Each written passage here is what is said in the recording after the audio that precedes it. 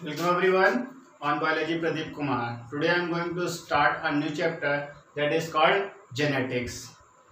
Genetics start करने से पहले हम आपको बताएंगे कुछ इम्पोर्टेंट टर्म्स, ताकि जब हम जेनेटिक्स पढ़ाएंगे तो वहाँ पे जो टर्म्स हम यूज़ करेंगे तो उसको हम पहले ही समझ लेंगे तो वो हमें ईजिली समझ में आ जाएगा।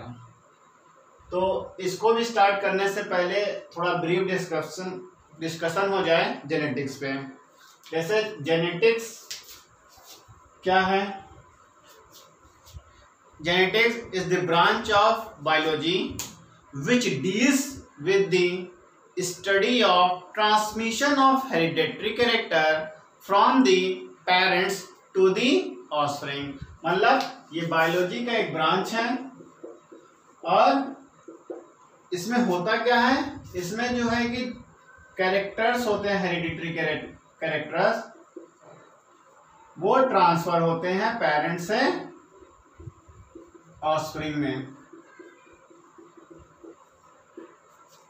तो इसकी स्टडी को बोलते हैं जेनेटिक्स।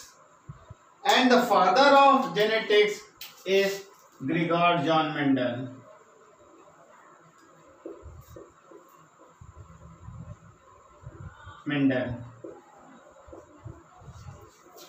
फादर्स है जेनेटिक्स के ग्रेगोर जॉन मेंडल। अगर मेंडल की बात करें तो ये टर्म्स मेंडल ने नहीं दिया था, मेंडल्स ने फैक्टर बोला था। और टर्म्स जिसने दिया था वो दूसरे साइंटिस्ट थे, उस साइंटिस्ट का नाम है William Bateson. William Bateson term दिया था इन्होंने जेनेटिक्स का। तो फैक्टर्स बोला था मेंडल्स ने और टर्म्स दिया था जेनेटिक्स विलियम बेटसन ने। अब मेंडल की अगर बात कर लें तो ये एक ग्रेट साइंटिस्ट है जेनेटिक्स के फील्ड में। इनका जो है कि मेन मोटिव था एक टीचर बनना, लेकिन उसमें वो फेल हो गए। तो ये एक मॉन्क में चले गए और उस मॉन्क में गए तो वहाँ पे जो गार्डन था वहाँ पे कई तरीके के पेड़ लगे हुए थे और वहाँ पे उन्होंने ऑब्जर्व किया कि पी प्लांट में बहुत सारे वेरिएशन इन्होंने देखा और उस पर इन्होंने प्रैक्टिकल किया करीब 28,000 प्लांट का। तब इन्होंने स्टडी की जेनेटिक्स की। क्लियर? अब बात करते हैं मेंडल की लॉ की। मेंडल ने 3 लॉ दिया है, law of dominance, law of segregation, law of independent assortment. लेकिन उसी को समझने के लिए हमें पहले टर्म्स पढ़ना है कि उसमें जो टर्म्स यूज हुए हैं वो वास्तव में है क्या। तो उसको जानने के लिए पहले हमें टर्म्स जानना जरूरी है, और अगर हम टर्म्स अच्छे से जान लेंगे तो वो जो लॉ है वो भी हम समझ लेंगे, और उसको अगर समझ लिया तो हमारा ये जेनेटिक्स काफी इजीली खत्म हो जाएगा। Clear? Now let's start one by one. First is chromosome. अब क्रोमोसोम तो हम लोगों ने सेल में पढ़ाई था, फिर उसके बाद सेल डिवीजन में भी अच्छे से क्रोमोसोम पढ़ा, इसलिए क्रोमोसोम तो अब हम जान ही चुके हैं होता क्या है। क्रोमोसोम प्रेजेंट होता है न्यूक्लियस में, और सेल डिवीजन के समय क्रोमैटिन सेल्स जो होते हैं उनके कंडेंस से क्रोमोसोम का फॉर्मेशन होता है। तो genetics comes related to genes, और ये भी हम लोग ने वहां पढ़ा था। जीन्स क्या है? जीन्स ही है जो हेरिडिटरी कैरेक्टर्स रखे हुए रहते हैं, छुपाए हुए रहते हैं, और यही जीन्स जो है कि इसी हेरिडिटरी कैरेक्टर की यूनिट है। क्लियर? और ये जीन्स और ये हेरिडिटरी कैरेक्टर कहाँ है, कंडेंस या कहाँ पर रहते हैं, वो है आपका क्रोमोसोम। तो क्रोमोसोम में ही रहते हैं कैरेक्टर्स और ये जीन्स। तो ये आपका क्रोमोसोम हो गया क्लियर, और जीन्स भी क्लियर हो गया आपका कि जीन्स क्या है, एक हेरिडिटरी यूनिट है, और यही जीन्स होते हैं जो पेरेंट्स से ऑफस्प्रिंग में ट्रांसफर होते हैं। तो ये आपका जीन्स और ये क्रोमोसोम खत्म। Now next is trait. Trait क्या है? ट्रेट की बात करें तो ये वो कैरेक्टर्स हैं, वो क्वालिटी और कैरेक्टर्स है किसी इंडिविजुअल में प्रेजेंट होते हैं, और वही कैरेक्टर्स जो किसी दूसरे में नहीं पाए जाएंगे। मतलब quality character present only in a person. जैसे कि बात करें कि कोई हाइटेड पर्सन है तो वो हाइट अपने पेरेंट्स से लेके आया हो। अब दूसरी बात करें, किसी की ब्राउन आइज है तो वो ट्रेट्स है या उसके कैरेक्टर्स हम उसको पहचानते हैं। अब किसी को हम देखे भी ना, लेकिन उसकी साउंड या उसके वॉइस से हम उसको पहचान सकते हैं। जैसे हम इस रूम में हैं या क्लासरूम में हैं और दूसरे रूम में और आवाज आ रही किसी टीचर की या बच्चे की, तो हम उसके वॉइस से उसको पहचान लेंगे। तो ऐसे कैरेक्टर्स को बोलते हैं ट्रेट्स। मतलब किसी ऐसा कैरेक्टर जो सिर्फ एक ही पर्सन में है, वो दूसरे में ना हो, उसको बोलते हैं traits. Now next is allele. Allele काफी इंपॉर्टेंट टर्म्स हैं। ये क्या है? ये वो जीन्स हैं, वो स्पेसिफिक जीन्स हैं, वो सेम जीन है जो रेस्पॉन्सिबल होता है for determining their contrasting characters. मतलब ये रेस्पॉन्सिबल होता है, responsible for determining the contrasting character. तो ये उसको एलील बोलते हैं। कॉन्ट्रास्टिंग कैरेक्टर मतलब अब जैसे ये अल्फाबेट ए है और ये भी ए है, पर ये डिटरमाइन कर रहा है कि ये वाला अल्फाबेट कैपिटल है and this one A is small. तो इस तरीके से कई तरीके से आपको मिलेंगे कैरेक्टर्स जिसको हम इंडिविजुअली एलील बोलते हैं। अब यहाँ पे एक साथ भी लिख दें तो भी आपको अलग दिखेगा। तो ये एक अलग एलील है और एक ये अलग एलील है। क्लियर? तो responsible for determining contrasting character.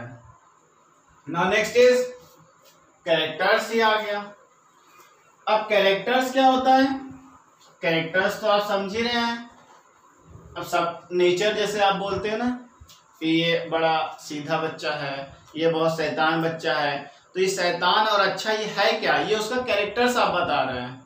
तो यहाँ पे हमें शैतान अच्छे की बात नहीं करना है, हमें कैरेक्टर्स का मतलब बताना है कि वो जो कैरेक्टर्स पेरेंट से ऑफस्प्रिंग में ट्रांसफर हो रहे हैं, पेरेंट से ऑफस्प्रिंग में ट्रांसफर हो रहा है कैरेक्टर्स या वो लक्षण, उसको हम बोलते हैं कैरेक्टर्स। और आइदर दे आर फिजिकली और genotypically. Clear? Now next is hereditary. तो हेरिडिटरी भी एक कैरेक्टर्स है, हेरिडिटरी कैरेक्टर जिसको बोलते हैं। तो हेरिडिटरी कैरेक्टर वो कैरेक्टर्स होते, छुपे हुए कैरेक्टर्स होते हैं जिसको बोलते हैं जेनेटिकली कैरेक्टर्स या जेनेटिक कैरेक्टर्स जो पेरेंट्स से ऑफस्प्रिंग में आते हैं, तो उसको बोलते हैं हेरिडिटरी कैरेक्टर। यहाँ पे आप एक तरीके से कैरेक्टर्स ट्रांसफर हो रहा पेरेंट्स से ऑफस्प्रिंग में, चाहे वो फादर्स का आ रहा है ऑफस्प्रिंग में, चाहे मदर्स का आ रहा हो ऑफस्प्रिंग में, बस कैरेक्टर्स आ रहे हैं। पर जेनेटिक्स कैरेक्टर्स अगर ट्रांसफर होते हैं तो उसको बोलते हैं हेरिडिटरी या hereditary character. Clear? Now next is dominant characters and recessive character. अब डोमिनेंट रिसेसिव दो एक कॉमन टर्म है। अगर दो बॉडी हम लें या दो एलील लें, अगर बात करें, एक ये बॉडी लिया हमने और एक ये बॉडी लिया। तो इसमें आपको दिख रहा होगा कि एक टॉल बॉडी है, एक ड्रॉप है, मतलब छोटी बॉडी है। अगर दूर से देखें तो डोमिनेंट कौन है, मतलब ज्यादा एक्टिव या एग्रेसिव कौन दिख रहा है आपको, वो है आपका टॉल बॉडी। तो ऐसे कैरेक्टर्स को बोलते हैं डोमिनेंट। डोमिनेंट जो अपने एक्सप्रेशन को शो करता है, और रिसेसिव जो अपने एक्सप्रेशन को छुपा के रखता है उसको बोलते हैं रिसेसिव। जैसे बात करें, एक क्लासरूम है, एक क्लासरूम में 30-40 बच्चे होते हैं। उस क्लासरूम में जो लेक्चर चल रहा है और उसमें क्वेश्चनिंग वगैरह हो रही है, तो जो बच्चा जो आंसर दे रहा है वो एक डोमिनेंट स्टूडेंट हुआ उस क्लास का, और जो सुन रहे हैं वो रिसेसिव है। ऐसा नहीं कि उनको नहीं आता है, but they are not showing their characters. Clear? तो ये हो गए dominant character and recessive characters. Dominant means they are expressing themself, recessive they are not expressing, they having mask on it, मतलब छुपा के रखे हैं। मास्क का मतलब अभी आप सुन ही रहे हो, कोरोना चल रहा है तो मास्क लगा के चल रहे हैं, अपने चीजों को बचा रहे हैं आप अपने आप को। तो ऐसे कैरेक्टर्स को रिसेसिव कैरेक्टर्स होते हैं, जो छुपा के अपने कैरेक्टर्स रखते हैं। Clear? Now next is monohybrid and dihybrid. Mono means single, monohybrid cross, monohybrid और डाइहाइब्रिड क्रॉस प्लस रेशियो, उसमें रेशियो भी हमें पता करना है। तो मोनोहाइब्रिड का निकला तो मोनोहाइब्रिड रेशियो, डाइहाइब्रिड का अगर कुछ जेनेटिक निकल रहा है तो डाइहाइब्रिड रेशियो। पहले हम बात करेंगे मोनोहाइब्रिड क्रॉस को। मोनोहाइब्रिड क्रॉस मतलब they are crossing between two alleles but having a single character. दो एलील होंगे, दो एलील हो सकते हैं लेकिन सेम कैरेक्टर्स हो। एलील देखिए दो हैं लेकिन एक ही कैरेक्टर्स हैं, तो that is called the monohybrid cross. जैसे इसका इससे क्रॉस हुआ आर एंड आर, और इसका इससे हुआ तो ये एक ही कैरेक्टर्स आया, that is called the monohybrid cross. अब इसकी बात ना करें तो मोनोहाइब्रिड क्रॉस का जो रेशियो आता है वो है 3:1, और इस रेशियो को बोलते हैं फिनोटाइपिक रेशियो। जीनोटाइपिक रेशियो होता है तो 1:2:1, तो मतलब जीन्स के अंदर में रेशियो है। ये सब डिटेल हम लोग नेक्स्ट लेक्चर में करेंगे जब हम वहां डिटेल में जाएंगे। इसीलिए मैं कह रहा हूं बार बार कि ये सब समझने के लिए हमें पहले टर्म्स जानना है। ये मोनोहाइब्रिड क्या होता है, क्रॉस डाइहाइब्रिड क्या होता है, रेशियो क्या है, डोमिनेंट क्या है, रिसेसिव क्या है, कैरेक्टर्स, फिनोटाइपिक, जीनोटाइपिक रेशियो, सब हमको जानना पड़ेगा। लेकिन पहले हम टर्म्स को अच्छे तरीके से समझ लेंगे। तो ये आपका फिनोटाइपिक रेशियो, ये आपका जीनोटाइपिक रेशियो है मोनोहाइब्रिड का। क्लियर? डाइहाइब्रिड में two characters crossing each other. यहाँ पे एक कैरेक्टर क्रॉस हो रहा है, यहाँ पे दो कैरेक्टर्स क्रॉस होंगे। जैसे यहाँ पे आर लिखा था, यहाँ पे एक वाई लिया, तो यहाँ एक एलील ये, एक एलील ये, एक एलील ये, एक एलील ये, 4 एलील हो गए। लेकिन कैरेक्टर्स कितने हैं? 2 हैं। तो 2 कैरेक्टर्स जब क्रॉस होते हैं तो ऐसे कैरेक्टर्स को बोलते हैं डाइहाइब्रिड क्रॉस। और इसका जो फिनोटाइपिक रेशियो है, फिनोटाइपिक रेशियो जो है वो 9:3:3:1 आएगा। और जो जीनोटाइपिक रेशियो है, जीनोटाइपिक रेशियो आपका थोड़ा बड़ा है, ये पूछता भी नहीं है लेकिन आपको हम बता देते हैं, मोबाइल के नंबर के तरीके से याद कर लीजिए। और पूछेगा तो आपको ये जीनोटाइपिक नहीं फिनोटाइपिक रेशियो पूछेगा, जो है 9:3:3:1। इसका 1:2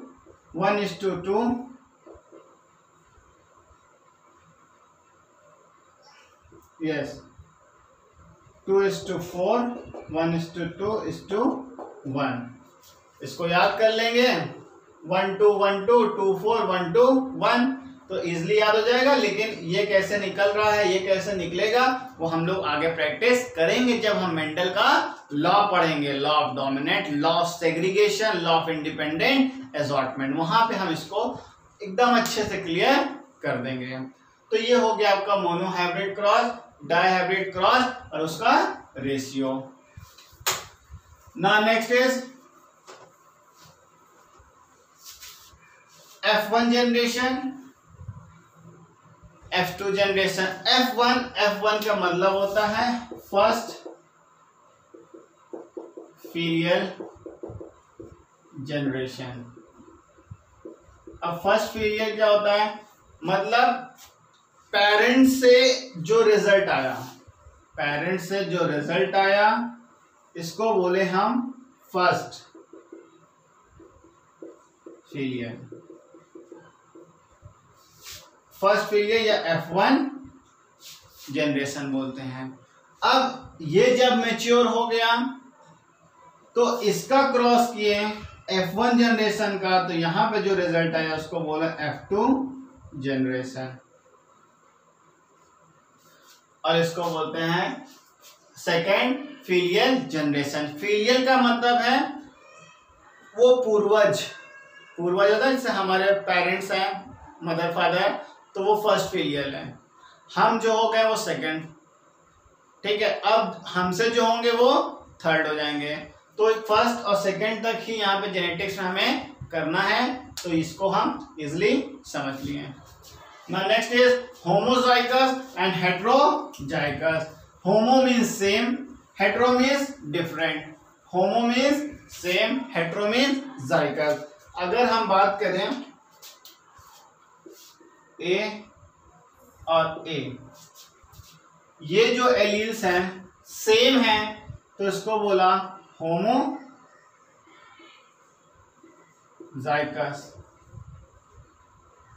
और हेटेरो मीन्स डिफरेंट, तो इसको बोल दिया हमने हेटेरो जाइगस। अब होमोजाइगस, हेटेरोजाइगस। अब वैसे वास्तव में हेटेरोजाइगस को रिप्रेजेंट करते हैं कैपिटल से और होमोजाइगस को करते हैं स्मॉल से रिप्रेजेंट की अगर बात करें तो। लेकिन होमो का मतलब होता है सेम, हेटेरो मीन्स होता है डिफरेंट। तो हेटेरो में हम लार्ज अगर है तो इसको भी हेटेरो बोलेंगे, और दोनों वैल्यूज दो कैपिटल है उसको भी हम हेटेरोजाइगस बोलेंगे। रिप्रेजेंटेशन की बात आई तो स्मॉल में ही होमोजाइगस को हम रिप्रेजेंट करते हैं, हेटेरोजाइगस को हम कैपिटल में। एलील अगर कोई भी एक कैपिटल है तो उसको हेटेरोजाइगस ही कहेंगे। तो ये कुछ टर्म्स थे जो आपको हमने बताया। कुछ और भी टर्म्स हैं उस पर भी हम डिस्कस करेंगे, फिर हम मेंडल्स के लॉ पे चलेंगे। मेंडल्स के 3 ही लॉ हैं, अगर आप इसको समझ गए तो उसको भी हम इजिली समझ जाएंगे। क्लियर? और अगर आपको कोई सजेशन या इम्प्रूवमेंट लगे तो हमें कमेंट सेक्शन में बताइए, और नहीं समझ में आ रहा है तो भी बताइए क्या डाउट्स है, उसको हम वहाँ पे क्लियर कर देंगे। Thank you.